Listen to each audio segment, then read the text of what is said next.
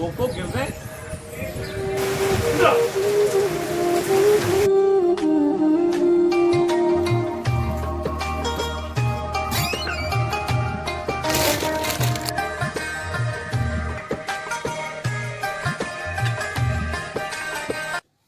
अस्सलाम वालेकुम जी, क्या हाल चाल है। उम्मीद है कि आप सब लोग खैरियत से होंगे और आपका रमज़ान अच्छे से गुज़र रहा होगा। आज जो कामों की शुरुआत है ना वो शामी कबाब से हो रही है, क्योंकि मैंने कहा सबसे पहले शामी कबाब बना लिया जाए। तो जनाब मैंने यहाँ पर 1.5 किलो चने की दाल ली थी और 1.5 किलो ही बोनलेस चिकन लिया। उसमें नमक, सुरख मिर्च, सूखा धनिया, ज़ीरा, हल्दी, काली मिर्चें पीसी हुई और गरम मसाला पीसा हुआ और चिकन पाउडर डाल के और इसको मैं लगा दूँगी प्रेशर। और 15 मिनट में जनाब ये आपका जो दाल और जो चिकन है ना अच्छे से जो है ना वो गल जाएगी।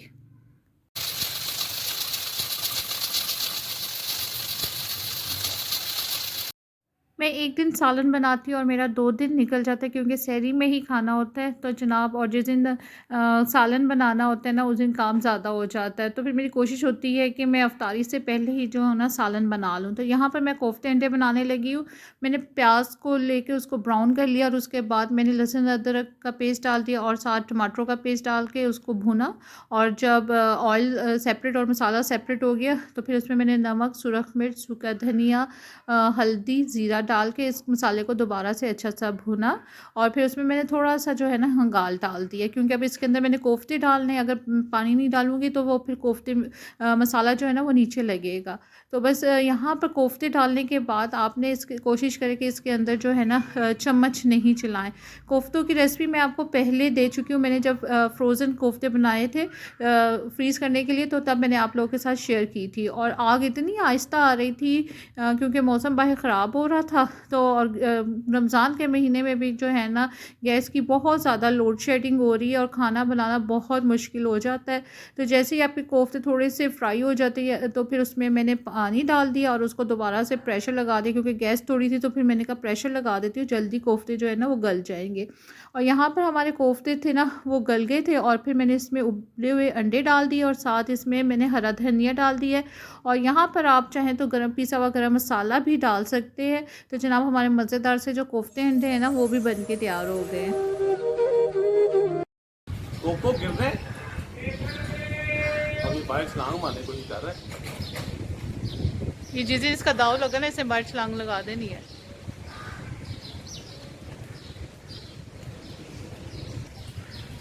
मौसम एंजॉय कर रहा है बाहर आके। कोको तो गिर जाना है नीचे। 12 बजे के करीब काले स्याह बादल आए और फिर बहुत अच्छी हवाएं भी चली, मौसम बहुत अच्छा हो गया था और फिर खुल के बारिश हुई है। कोको आ जाओ नीचे, बाहर बारिश हो रही है, नीचे आओ। कोको आ जाओ नीचे, बारिश शुरू हो गई है। बहुत स्पीड में बारिश हो रही थी, बहुत तेज़ बारिश हो रही थी और कोको नीचे उतरने का नाम नहीं ले रहा था। और कोको को उतारने की कोशिश में ना हमारी छतरी भी टूट गई ग्रिल में फंस के।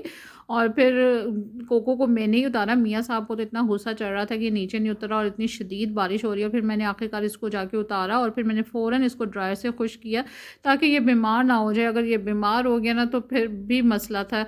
तो लेकिन इधर ड्रायर से ये अपने आप को खुश्क भी नहीं मुझसे करवा रहा था। तो बस जनाब इन सब कामों के बाद फिर मैंने कहा कि फटाफट आटा भी गूँध लूँ, ताकि जब मुझे ना रोज़ा खोलने के बाद तो बिल्कुल कोई काम नहीं होता। मेरी कोशिश यही होती है कि मैं अफ्तारी से पहले पहले जितना काम हो जाए ना वो कर लूँ, क्योंकि मुझे तो मेरी एकदम इतनी एनर्जी कम हो जाती है ना रोज़ा खोलने के बाद। बस मुझे होता है कि बस अब बिस्तर दे दो और मैं लेट जाऊँ। तो बस यहाँ पर जो शामी कबाब का मैंने मिक्सचर बना के रखा था, अब इसको मैं पीस रही हूँ। और फिर इसके पीसने के बाद इसमें मैंने हरा धनिया, हरी मिर्चें और पुदीना, ये तीनों चीज़ों को चॉप कर प्याज भी, ये सब चीज़ों को चॉप करके ये इसमें डाल दिया। और साथ मैंने इसके अंदर डाल दिए 3 अंडे। और अब मैं इन सब को अच्छा सा मिक्स करूँगी। और मैंने इसकी शेप अभी नहीं दे रही क्योंकि मैंने ये मिक्स करने के बाद इसको रख दिया था, क्योंकि मुझे हो रहा था कि मैं इसका थोड़ा नमक चेक कर लूँ, तो वो फिर मैं अफ्तारी के बाद जो है ना कबाबों को शेप तो जनाब टाइम हो रहा है 6 और अभी तक अफ्तारी का कोई बंदोबस्त नहीं हुआ। बस आधे घंटे के अंदर अंदर अफ्तारी बनानी है और बस अभी समझ में नहीं आ रही, सिर्फ अभी इतनी समझ आई है कि बर्गर बना लेते हैं। तो चलिए जल्दी से आधे घंटे के अंदर जो अफ्तारी बनती है ना वो आप लोग के साथ शेयर करती हूँ।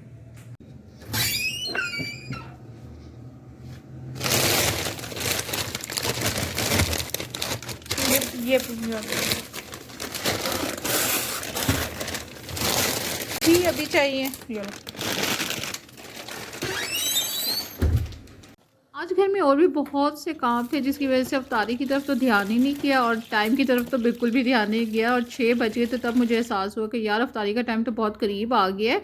तो फिर बस मैंने फटाफट से जो है ना बर्गर पैटी फ्राई किया, और यहाँ पर मैं थोड़ी सी फ्राइज़ फ्राई कर रही हूँ, और इसमें जो मैंने मसाला डाला है ना वो मैंने आप लोगों के साथ पहले शेयर किया हुआ। ये जो था ना ये मैदा और कॉर्नफ्लावर और जो चावलों का आटा मैंने मिक्स करके रखा हुआ है, और इसमें नमक और काली मिर्चें और लहसुन पाउडर मिक्स करके रखा हुआ है।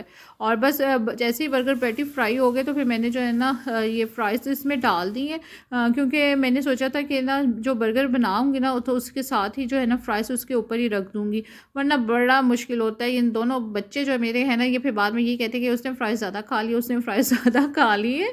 तो जनाब तो फिर मैं भी उनकी मामा मैंने जो है ना बर्गर के अंदर ही ना फ़्राइज़ रख दिया ताकि ना कोई लड़ाई हो ना कोई झगड़ा हो। तो अच्छा यहाँ पर आप लोग मुझे बताएगा कि जब आप लोग बर्गर बनाते हैं तो आप ये जो बन होता है इसको सेकते हो कि ऐसे ही खा लेते हो? मुझे तो सेके हुए अच्छे लगते हैं। जब मैं सैंडविच भी बनाती हूँ ना तो मैं जब तक स्लाइस को सेक नहीं लेती ना तो मुझे ना ऐसा लगता है कि अब सही बने, वरना मुझे ऐसा लगता है जैसे हम कच्चा कच्चा चीज़ खा रहे हैं।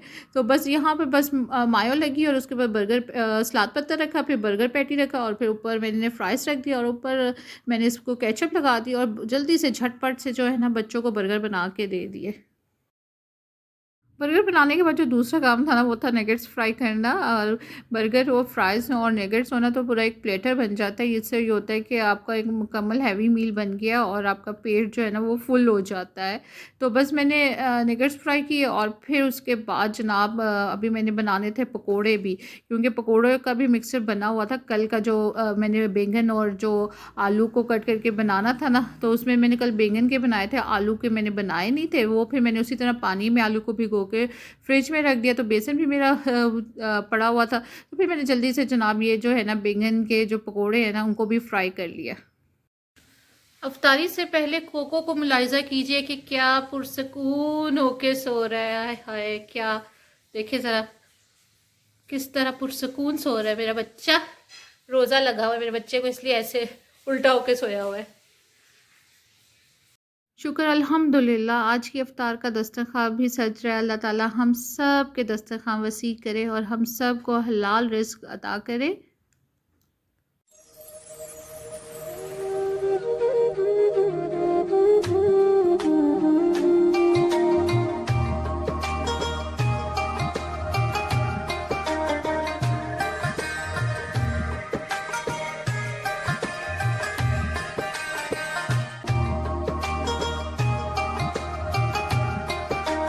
अपने बच्चों को छोटे होते ही रोज़े रखने की आदत डालें ताकि उनको बड़े होते हुए आदत पुख्ता हो जाए और वो कोई रोज़ा ना छोड़ें। हसन को 5-6 साल हो गए पूरे रोज़े रखते हुए माशाल्लाह से।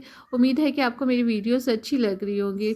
अगर आपको मेरी वीडियोस अच्छी लग रही है तो मेरे चैनल को सब्सक्राइब करो, लाइक करो, शेयर करो। अब तो मुझे इजाज़त, अल्लाह हाफ़िज़।